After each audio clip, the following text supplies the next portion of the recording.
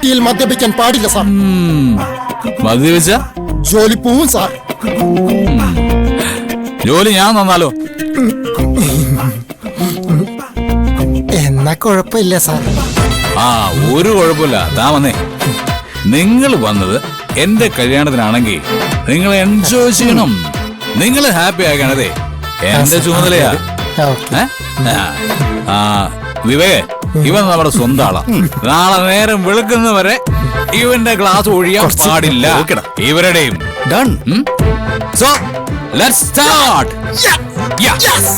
Come on. ഇരിക്കടോ അവിടെ.